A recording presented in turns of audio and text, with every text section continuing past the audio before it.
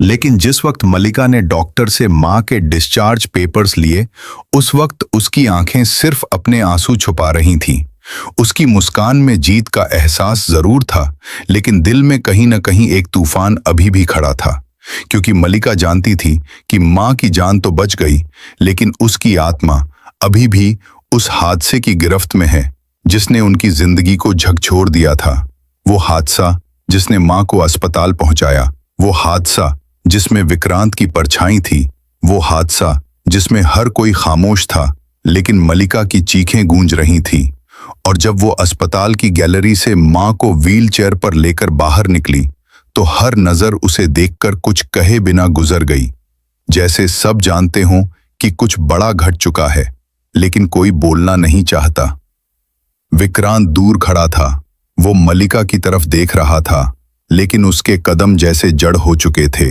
वो जानता था कि वो अब सिर्फ एक इंसान नहीं, एक संदिग्ध बन चुका है। उसकी हर बात अब शक के घेरे में है। और मलिका ने एक बार भी उसकी तरफ नहीं देखा, क्योंकि जब भरोसा टूटता है तो आंखें खुद ब खुद मुड़ जाती हैं। और उस व्हील चेयर को पकड़ते हुए मलिका की उंगलियां कांप रही थीं, क्योंकि उसे अब सिर्फ मां को नहीं बल्कि अपने पूरे अतीत को संभालना था। और जैसे ही गाड़ी अस्पताल के गेट से बाहर निकली, मां ने धीमे से पूछा, बेटा, क्या अब सब ठीक हो जाएगा? और मलिका की आंखें भर आईं। उसने मां का हाथ थामा और कहा, हाँ मां, अब सब ठीक होगा।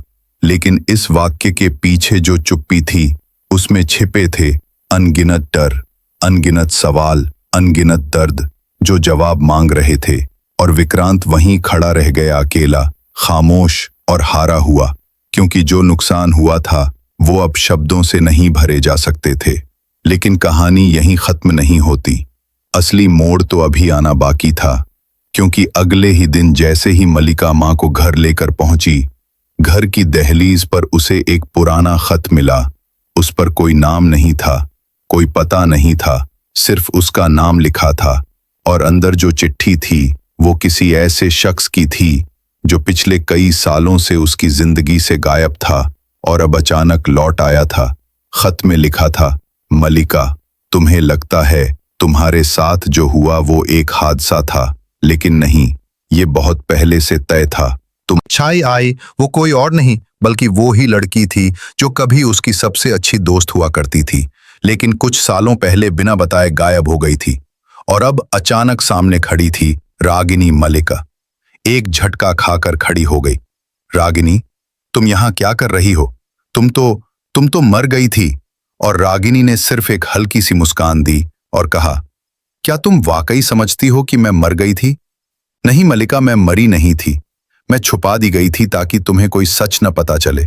और आज मैं इसलिए लौटी हूं क्योंकि अब वक्त आ गया है तुम्हें सब कुछ जानने का। और मलिका की आंखें फटी रह गईं। अब तक जिसे उसने एक बुरे सपने की तरह भुला दिया था, वो अब हकीकत बनकर सामने खड़ा था। और रागिनी ने आगे बढ़कर एक कागज मलिका के हाथ में दिया। ये लो, ये उस दिन की रिपोर्ट है जब तुम्हारी मां अस्पताल पहुंची थी। और इस रिपोर्ट में लिखा है कि एक्सीडेंट कोई हादसा नहीं था, ब्रेक फेल नहीं हुआ था, बल्कि ब्रेक किसी ने जानबूझकर काटा था। और ये जानकर जैसे मलिका की सांस थम गई और उसने कांपते हाथों से पूछा, किसने किया ये? और रागिनी की आंखें विक्रांत की तरफ इशारा कर रही थीं, लेकिन साथ ही उसने एक और नाम लिया, अंश। और ये नाम सुनते ही मलिका के पैरों तले जमीन खिसक गई, क्योंकि अंश उसके बचपन का दोस्त था जिसने हर दर्द में उसका साथ दिया था। लेकिन अब वो इस साजिश का हिस्सा था और मलिका अब जान चुकी थी कि जिस खेल को वो एक इत्तेफाक समझ रही थी, वो एक लंबे समय से चल रहा षड्यंत्र था। एक ऐसा षड्यंत्र जिसमें हर रिश्ता, हर वादा, हर कसम झूठी साबित हुई थी। और अब उसके पास दो रास्ते थे, या तो वो फिर से चुप रहकर इस दर्द को सह ले, या फिर खड़ी हो जाए और हर उस चेहरे से नकाब उतारे जिसने उसे कमजोर समझा, जिसने उसकी चुप्पी को उसकी हार समझा। लेकिन मलिका अब पहले जैसी नहीं थी। अब वो लड़की नहीं थी जो गिर कर रोती थी। अब वो औरत बन चुकी थी जो गिर कर उठती थी और फिर दुश्मन की आंखों में आंखें डालकर कहती थी, मैं लौट आई हूं, अब हिसाब बराबर होगा। और इसी के साथ अगली सुबह एक नई लड़ाई शुरू हुई।